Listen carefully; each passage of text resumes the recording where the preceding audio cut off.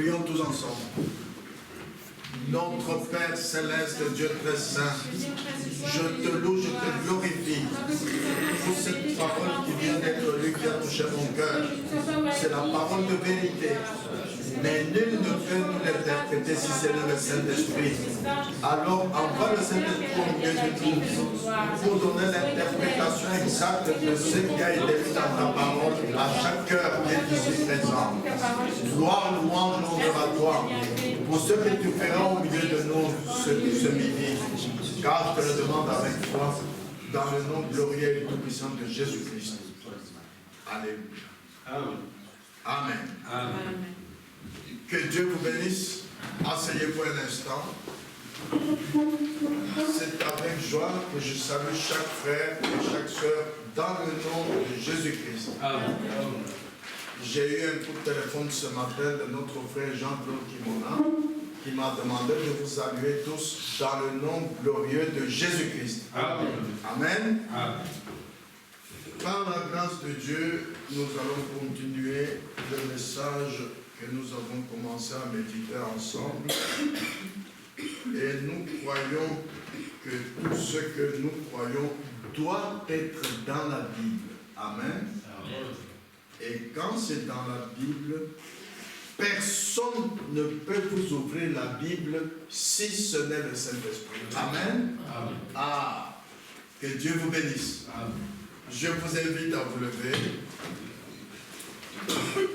Nous lirons un seul verset dans Luc chapitre 17 au verset 5.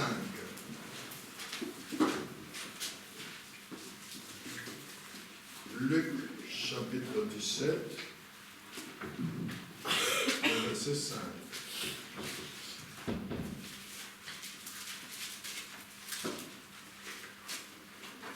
Je lis la parole de Dieu. Les apôtres dirent au Seigneur, augmente-nous la foi. Amen. Amen. Que Dieu ajoute ses bénédictions à la lecture de sa parole. Amen. Amen. Asseyez-vous, je vous en prie.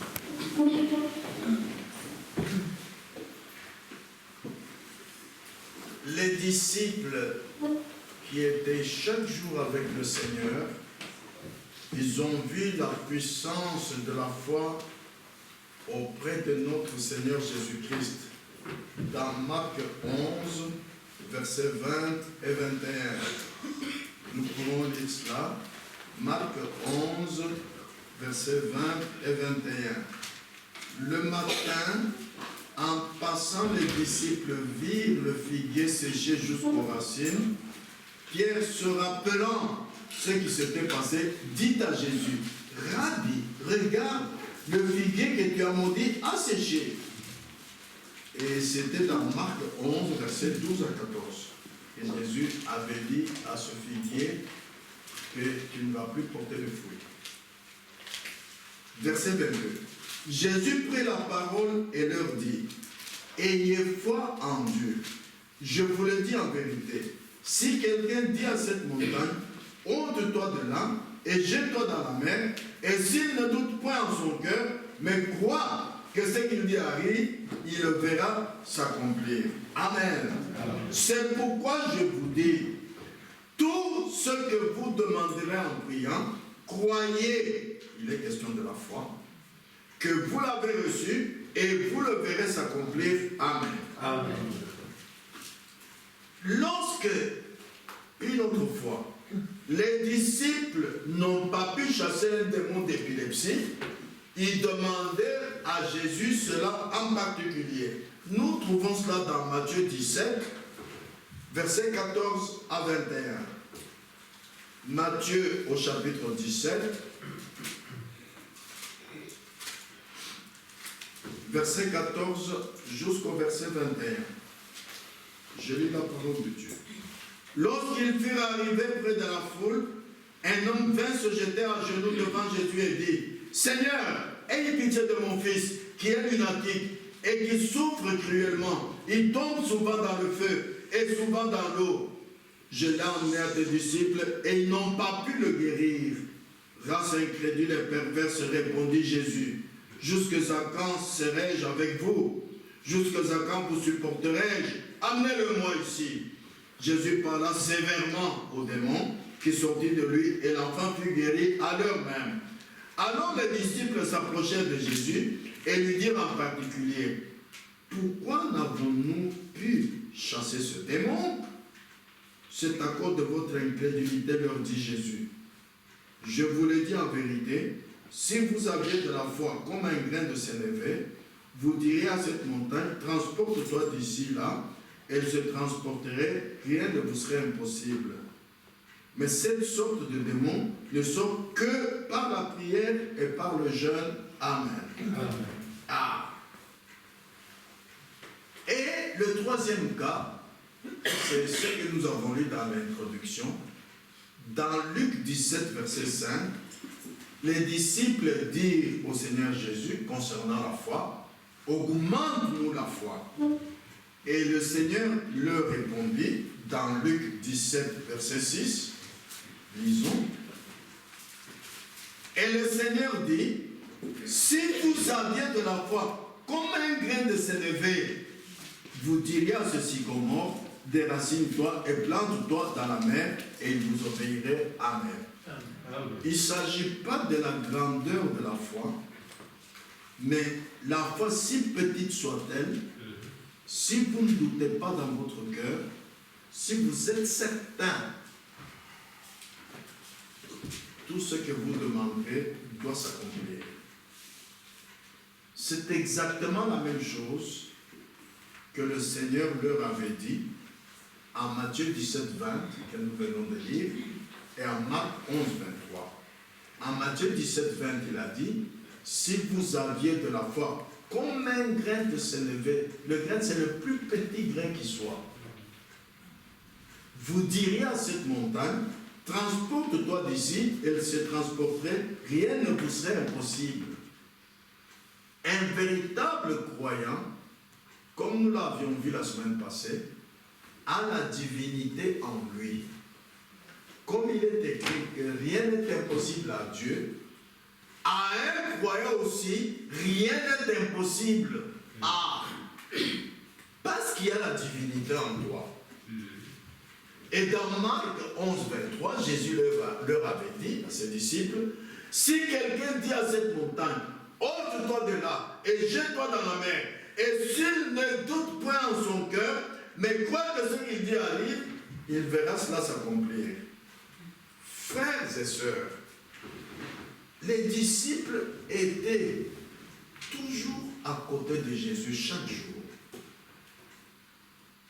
Mais ils ne connaissaient pas tout sur la foi. Nous aussi, nous avons besoin de recevoir des instructions bibliques sur la foi, si petite soit-elle. 1. Comment vient la foi? 2. Comment vivre dans la foi? 3. Comment agit la foi? 4. Comment élever la foi? Ah. Nous allons dans quelques minutes aborder ce sujet. Comment faire pour élever votre foi en Christ? La foi doit être élevée, oui. Dieu avait dit en Malachie 4, 5, 6, je vous enverrai Élie le prophète. Il ramènera le cœur des enfants à leur père. Nous, nous sommes les enfants. Nos pères spirituels, ce sont les disciples qui ont demandé à Jésus, augmente-nous la foi. La manière que les disciples se réunissaient, c'est de la même manière que nous devons nous réunir. La manière que les disciples mangeaient la Sainte Seine, c'est de la même manière que nous devons manger la Sainte Seine. La manière que les disciples ont marché dans la foi, c'est de la même manière que nous devons marcher dans la foi. Amen. Amen. Parce que du moins, eux, nous sommes certains que nous avons vu comment ils ont commencé avec le Seigneur Jésus et comment ils ont fini avec le Seigneur Jésus quand il est monté au ciel. Et quelle est la promesse qu'il leur a faite? Après, vous avez tous les livres des actes du Saint-Esprit par les apôtres qui est écrit. Vous avez vu comment ils ont agi par le Saint-Esprit. Il fallait d'abord la nouvelle naissance, faire l'expérience de la nouvelle naissance avec Dieu en marchant dans la foi devant Jésus-Christ et devant les hommes, et être baptisé du Saint-Esprit, enfin manifester les actes du Saint-Esprit. Nous aussi, nous devons voir dans la Bible qu'est-ce que la foi. Nous lisons dans Éphésiens 2, verset 8, nous commençons par là. Éphésiens chapitre 2, verset 8, la Bible déclare ceci. Car c'est par la grâce que vous êtes sauvés, par le moyen de la foi, et cela ne vient pas de vous, c'est le don de Dieu. Nous sommes sauvés par le moyen de la foi.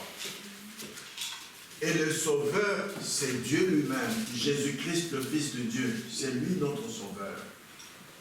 Le salut, ce n'est pas le programme de l'Église. Le salut, ce n'est pas le programme de vous, le croyant. Non. Là, vous avez mal compris les Écritures. Le salut, c'est le programme de Dieu lui-même. Amen.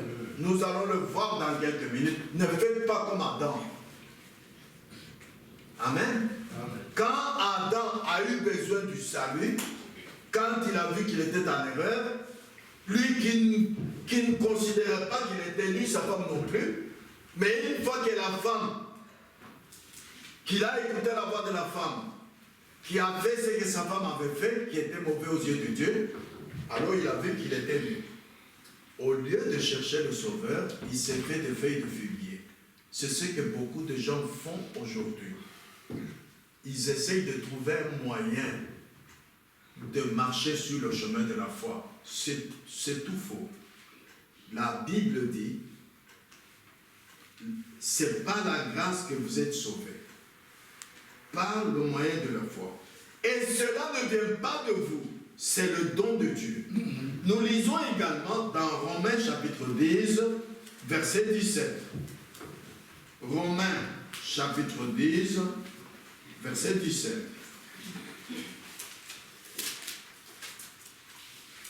Ainsi, la foi vient de ce qu'on entend, et ce qu'on entend vient de la parole de Christ. Amen. Amen. À partir de cette écriture, il y a beaucoup d'interprétations particulières pour ceux qui viennent à l'église et qui entendent les prédications. Maintenant, faites bien attention à ceci. Voir et entendre, ce n'est pas cela croire. Loin de là, vous vous trompez. Vous allez dire, oui, mais la Bible dit, la foi vient de ce qu'on entend. Oui, lisez bien la Bible.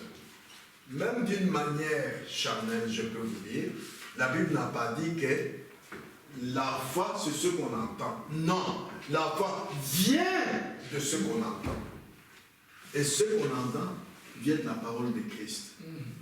Frères et sœurs, les 5 sens du corps, la vue, le toucher, l'odorat, le goût et l'ouïe, ce sont des choses sur lesquelles vous ne pouvez pas compter. Non, cela vous a été donné par Dieu pour entrer en contact avec votre demeure terrestre et non pas avec le royaume de Dieu. Non, parce que c'est la chair. Il y a 3 parties dans un être humain. Le corps, l'âme et l'esprit. Parce que c'est la chair et la foi est le don de Dieu, nous l'avons lu. Et Dieu est esprit, Jean 4, 24. Il faut que ceux qui l'adorent, l'adorent en esprit et en vérité. Amen. Ne comptez jamais sur votre connaissance. Ne cherchez jamais à comprendre quoi que ce soit que Dieu dit. Et Dieu est la parole, Jean 1, 1. Ne cherchez jamais à comprendre ce que la parole de Dieu dit. Non. Car ce qui est naturel, ce qui est charnel, comme les 5 sens du corps, ne peut pas concevoir les choses de Dieu qui sont surnaturelles, qui sont spirituelles. Amen. Amen. Vous êtes d'accord avec moi? Amen. Ah, que Dieu vous bénisse. Continuons. La foi vient de ce qu'on entend, dit la Bible. Ce qu'il faut, c'est un cœur abandonnant la puissance du Dieu Tout-Puissant. C'est pourquoi l'apôtre Paul dit, dans 2 Corinthiens chapitre 7, verset 2, la première phrase, « Donnez-nous une place dans vos cœurs, pas dans vos oreilles. » Non, non frère, pas dans vos oreilles. C'est là qu'il y a toujours des tiraillements dans une église et dans des églises. Parce qu'il a entendu, parce qu'il a lu. Mais ça, ce sont les 5 sens de la chair. Frères et sœurs, ce n'est quand même pas nous qui avons créé le message du temps de la fin que l'ennemi Satan viendra dribbler en se basant sur ce que vos 5 sens du corps ont pris contact. Non. Non, non, non, non, non, non. Ce qu'il faut, c'est abandonner son cœur à la puissance du Dieu Tout-Puissant. Par sa volonté, le Saint-Esprit viendra comme un signe sur cette personne-là. Et c'est la manifestation du Saint-Esprit montrant que Dieu a accepté l'adorateur. Voilà encore quelque chose que beaucoup de croyants, sur laquelle ils ne tiennent pas compte. Regardez le cas de Caïn. Dans le temps de Caïn, se disait tout à côté d'Abel, mais moi je suis croyant comme toi, mais nous sommes tous les deux des croyants. Oui, tu peux le dire aux yeux des hommes, mais viendra un jour que Dieu doit confirmer votre foi. Et quand c'était le temps de donner les offrandes, Caïn a dit, moi aussi je vais donner une offrande à Dieu. Et quand les deux, Caïn et Abel, ont donné leur offrande à Dieu, Dieu a refusé l'offrande de Caïn, il a accepté l'offrande d'Abel. Amen. Amen. Voilà ce à quoi les croyants ne regardent pas dans leur marche en tant que croyants. C'est Dieu qui doit confirmer si vous avez la foi, oui ou non. Amen. Amen. Ah, c'est la manifestation du Saint-Esprit montrant que Dieu a accepté votre marche en tant que croyant. Car l'esprit et la vie qui étaient en Christ viennent sur l'adorateur. Oui, il faut le Saint-Esprit, une nouvelle naissance, une régénération, une nouvelle création en Jésus-Christ par votre ancienne vie. Lisons 2 Corinthiens chapitre 5, versets 16 à 18. 2 Corinthiens chapitre 5,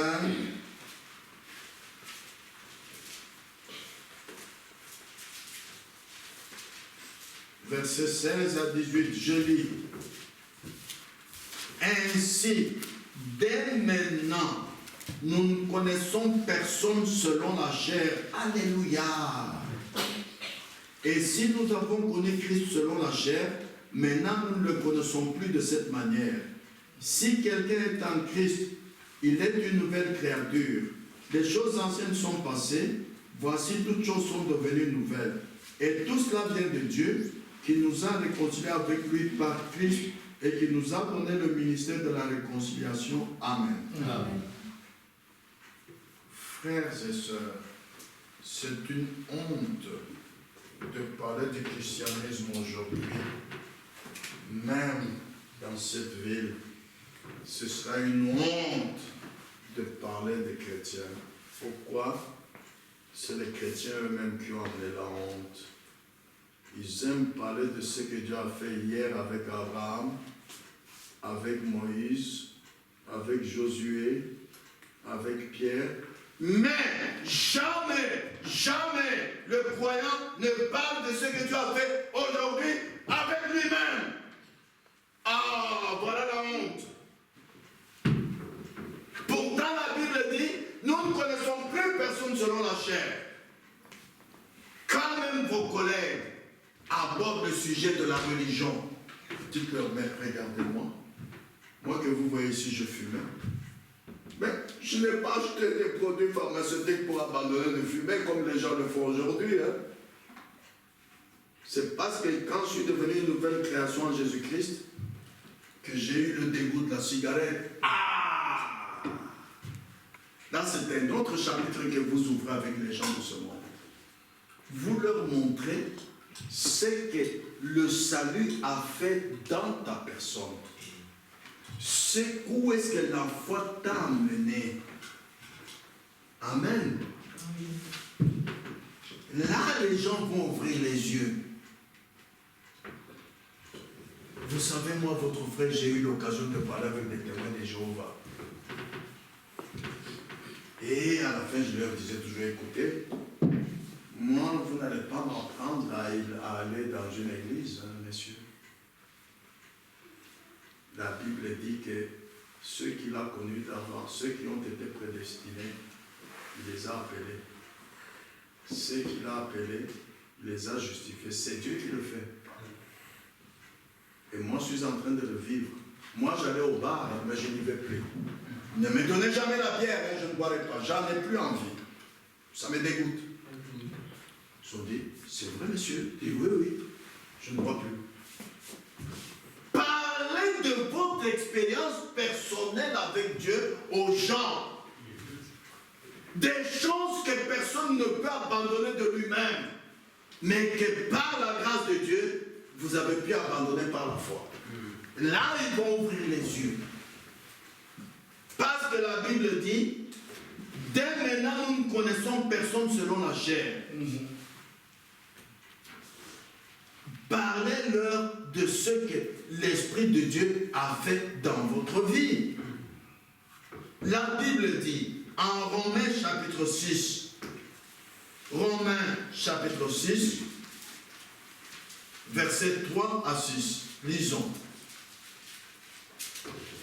Ignorez-vous que nous tous qui avons été baptisés en Jésus-Christ, c'est en sa mort que nous avons été baptisés.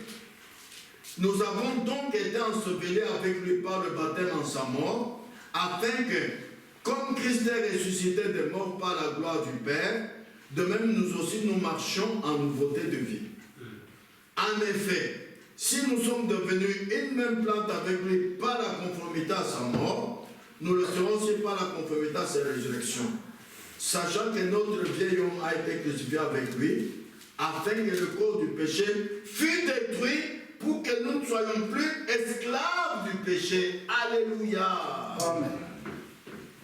Vous tous qui avez été baptisés, je vous ai dit que nous, notre problème, ce que vous nous dites doit être dans la Bible. Le baptême d'eau est dans la Bible. Et il y a des dénominations qui sont dans l'erreur parce qu'ils ont pris les paroles de Jésus et n'ont pas vu la pratique de ces paroles par les disciples qui ont entendu ces paroles. Tout ce que Dieu dit, il le fait lui-même par son esprit. Lorsque Jésus a dit, allez baptiser au nom du Père, du Fils et du Saint-Esprit, au nom est au singulier. C'est un seul nom qui appartient au Père, qui appartient au Fils, qui appartient au Saint-Esprit. Donc, Père n'est pas un nom. Fils n'est pas un nom.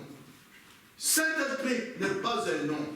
Ce sont des titres, des fonctions d'un seul Dieu. Son nom, c'est Jésus-Christ. C'est pourquoi dans Acte 2:38, Pierre, sortant fraîchement de la chambre haute, avec une colonne de feu sur sa tête, les gens lui ont posé des questions. D'abord, il a prêché et les gens lui ont dit, « Homme frère, que ferons-nous » Il a dit, « Repentez-vous, faites-vous baptiser au nom de Jésus-Christ pour le pardon de vos péchés et vous recevrez le don du Saint-Esprit. » Dans la Bible, vous n'allez pas trouver un seul verset où quelqu'un a été baptisé au nom du Père, du Fils et du Saint-Esprit. Ça n'existe pas. Si vous le trouvez, venez me le montrer. Mais moi, je peux vous montrer 2 ou 3 endroits où les disciples ont baptisé au nom de Jésus-Christ.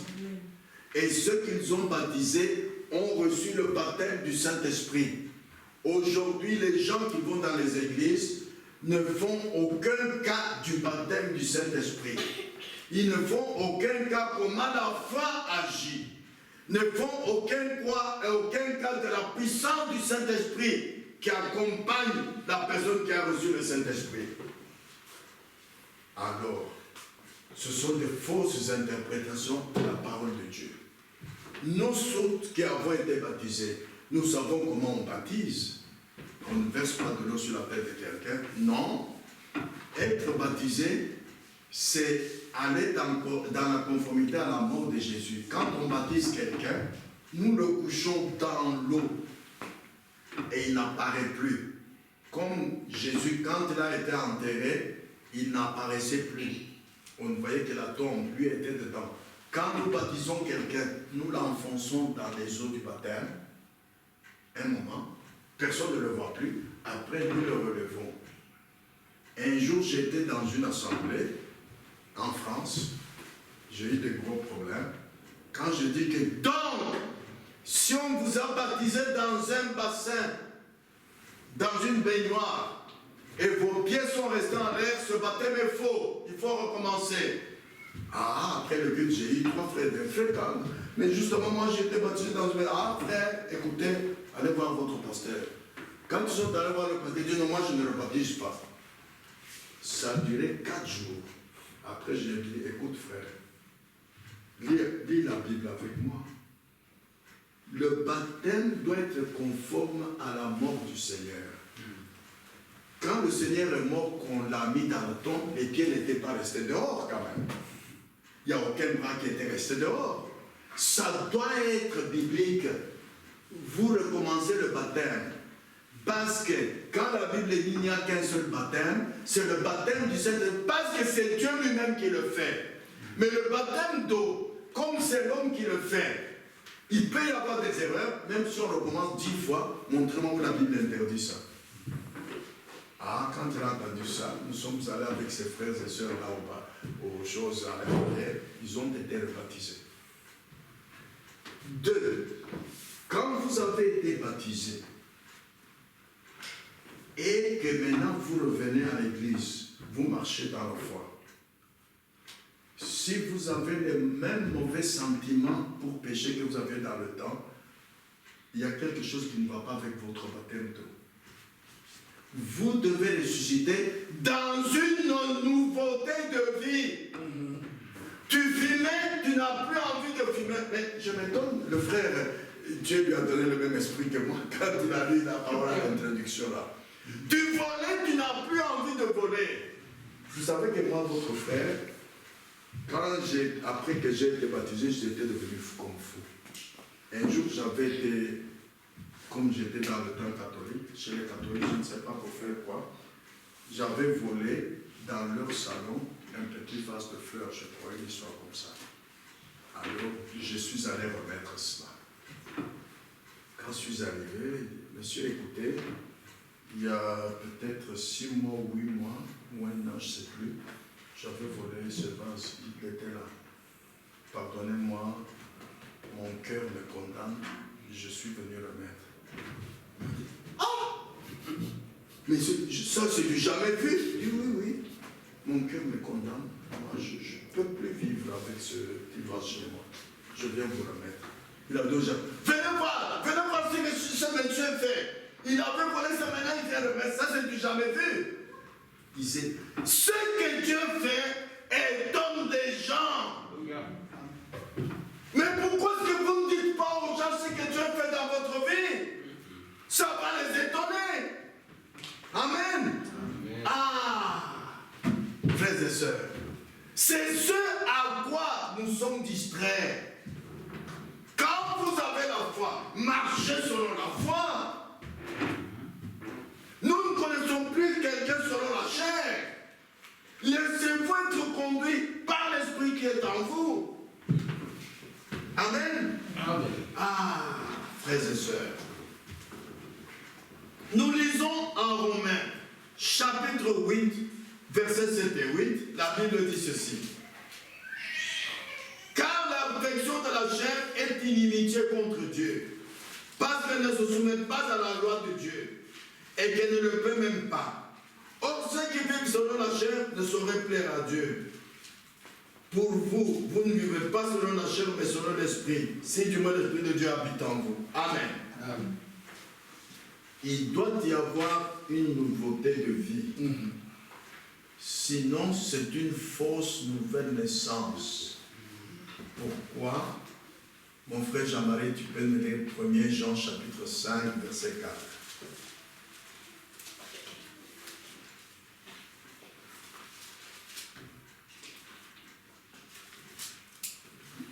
Parce que tout ce qui est né de Dieu triomphe du monde, et la victoire qui triomphe du monde, c'est notre foi.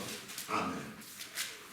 Celui qui est baptisé dans l'eau a d'abord cru. Celui qui a cru est né de nouveau. Et ce qui est né de Dieu triomphe toujours du monde. Vous ne pouvez pas. Écoutez, le prédicateur, il nous casse les oreilles toujours. Un croyant ne fume pas, un croyant ne fume pas, ne joue pas au calme. Mais moi j'aime ces choses. C'est une fausse nouvelle naissance que vous avez. Revoyez, retournez auprès de Dieu. Dites-lui clairement, Seigneur, je vois que je ne suis pas né de nouveau. Conduis-moi par ton esprit, par ta puissance, à l'expérience de la nouvelle naissance. Vous ne pouvez pas être né de nouveau, être incapable de vaincre une chose du monde. Non, c'est faux. Tout ce qui est né de Dieu triomphe du monde. Peu importe ce que c'est. Alléluia. Qu'est-ce que la foi? Marc 16, 15, 16 dit: allez prêcher la bonne nouvelle à toute la création. Celui qui croira et qui sera baptisé sera sauvé. Éphésiens 2, 8 dit: c'est par grâce que vous êtes sauvés par le moyen de la foi, et cela ne vient pas de vous, c'est le don de Dieu. C'est pourquoi, frères et sœurs, vous ne pouvez pas dire que quand je crois c'est fini. Cela règle la question. Je ne vais plus au bar, je ne fume plus, je ne bois plus, je ne fréquente plus les filles, mais qu'est-ce qu'on me fait encore? Non, ce n'est pas le cas. La foi, la nouvelle naissance, c'est le début de la marche en tant que croyant. Vous devez maintenant savoir qu'est dit la parole de Dieu sur la marche dans la foi. Il doit y avoir en retour une action de Dieu là pour confirmer votre foi, pour confirmer ce don de Dieu dont la Bible dit: vous êtes sauvés par grâce, par le moyen de la foi, et cela ne vient pas de vous, c'est le don de Dieu. Maintenant, la Bible parle du don.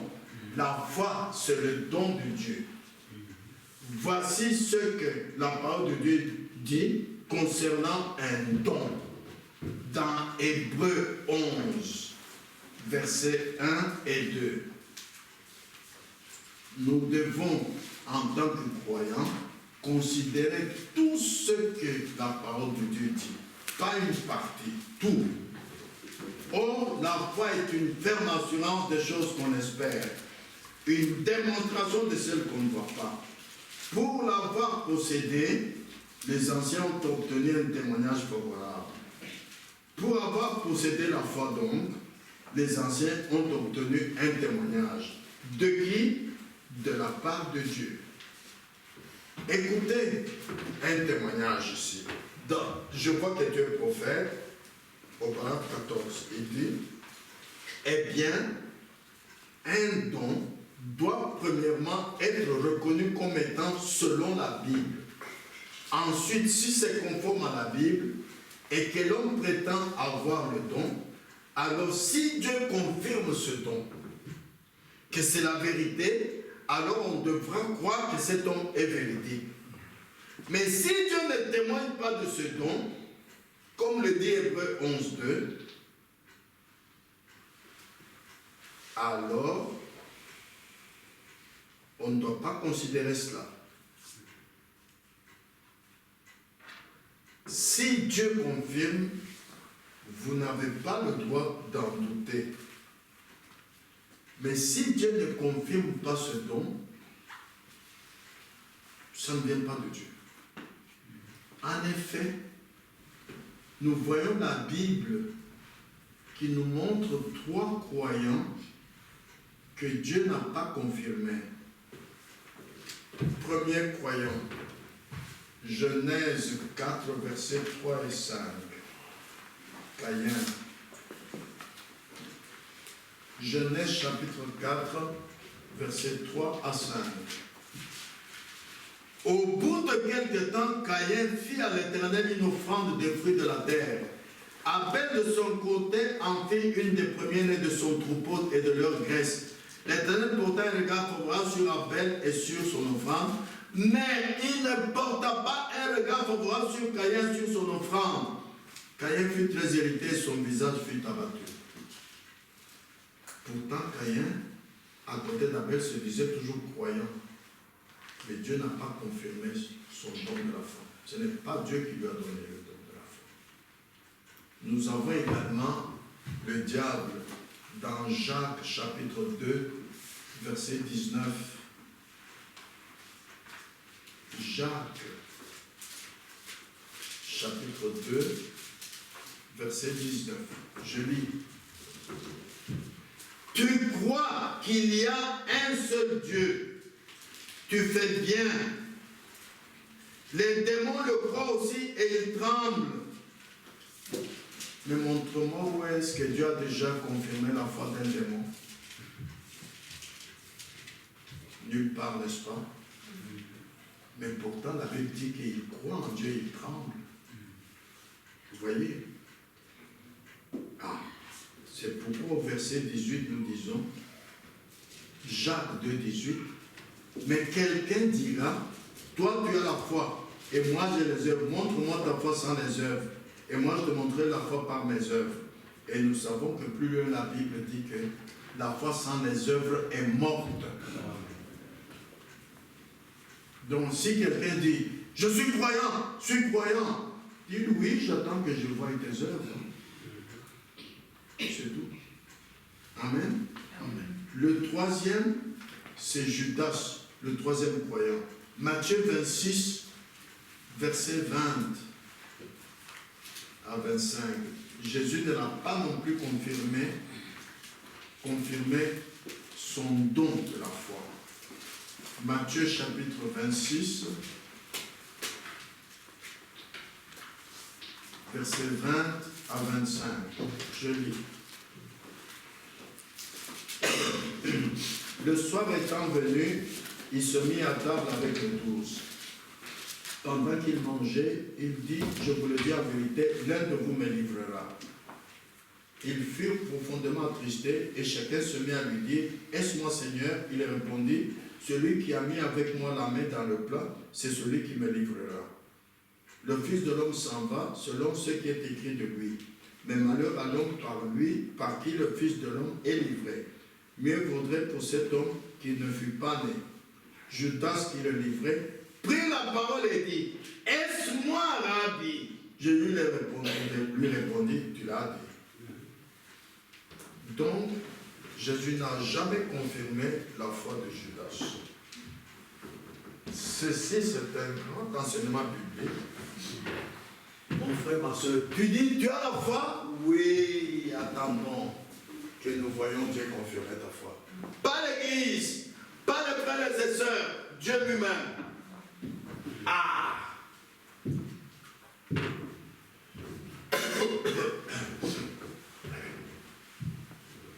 Parce que si la croyance et la foi en Dieu, c'est tout ce qu'il faut pour être sauvé, alors Caïn est sauvé.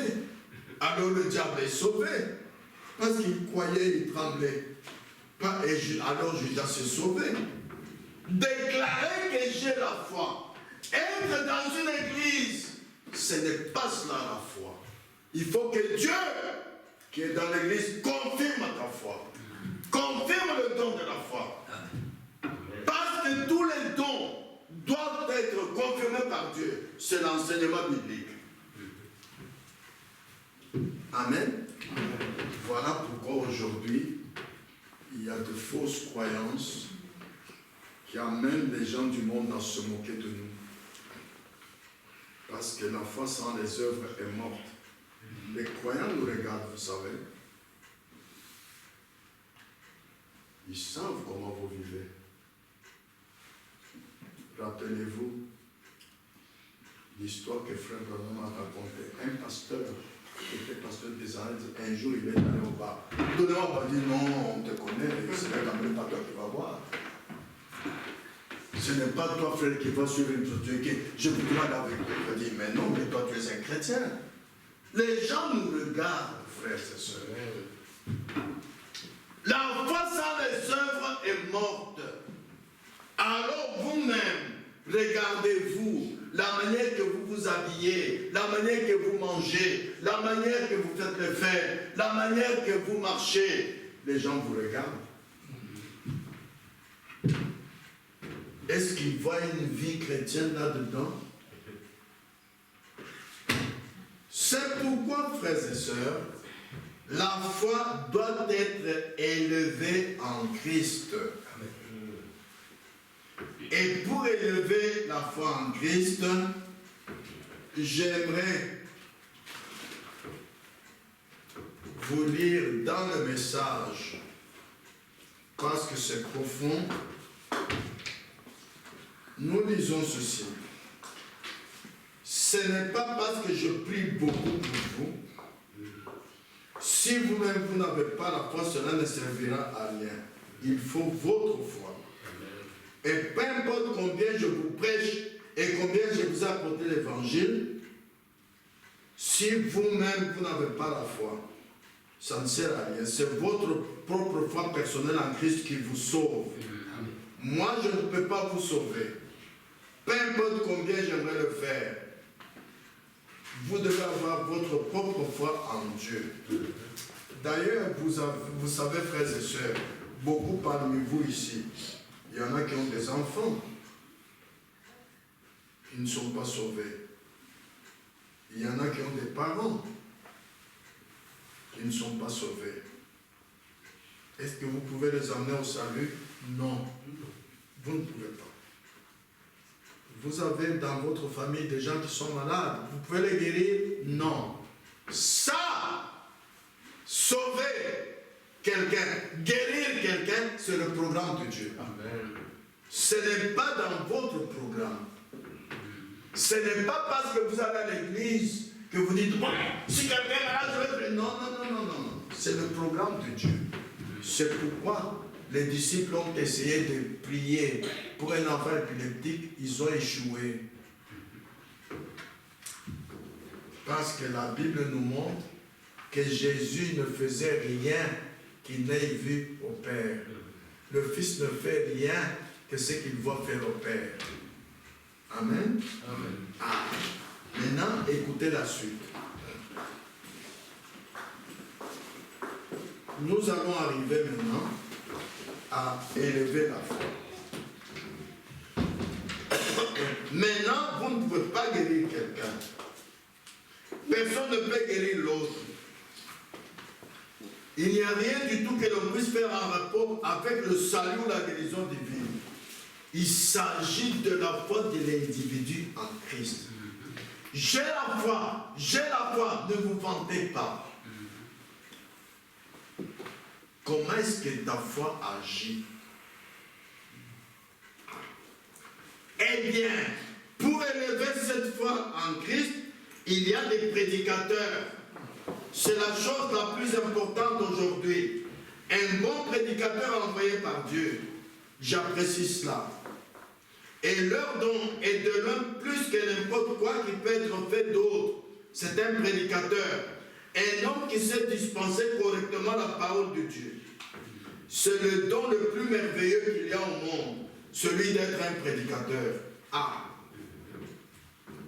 C'est pourquoi nous lisons dans la Bible que la première église qui était sortie de la Pentecôte, tu peux nous lire ça, frère Jean-Marie, Actes chapitre 2.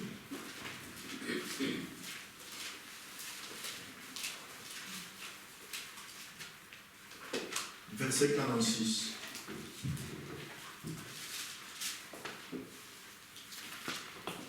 Ils étaient chaque jour tous ensemble assidus au temple, de rompaient le pain dans les maisons et prenaient leur nourriture avec joie et simplicité de cœur. Amen. Ils étaient tous ensemble assidus au temple. Pourquoi? Pour écouter la prédication. Et pourquoi écouter la prédication? Pour élever la foi. Voilà pourquoi aujourd'hui il y a la froideur dans les églises. J'ai la foi, mais je vais à l'église quand je veux. Mais écoutez, je ne fume plus, je ne bois plus. Mais comment est-ce que cette foi que vous avez sera élevée? Tout ce que Dieu dit dans la Bible, il y a le pourquoi et le comment. Mais les gens lisent et c'est tout. Ils se contentent de ce qu'il a lu. Il n'a même pas compris qu'est-ce qu'il a lu. C'est pourquoi vous lisez la Bible, c'est bien, mais personne ne peut ouvrir la Bible, sauf le Saint-Esprit. Ne vous contentez pas de dire, mais j'ai lu la Bible, j'ai la foi, je suis croyant, que me faut-il encore? Un véritable croyant vit toute la parole. Matthieu 4,4 dit, l'homme ne vivra pas de personne, mais de toute parole, pas d'une partie de la parole, toute. Toute. Or, nous n'avons pas encore lu toute la parole. C'est pourquoi mon frère lit pour nous 1 Jean chapitre 3, verset 2. Je vous ai dit, je vous le redis, le salut, c'est le programme de Dieu. Ce n'est pas le programme de l'homme, ce n'est pas le programme de l'Église. Et Dieu envoie les prédicateurs. Nous allons le lire tout de suite dans la Bible.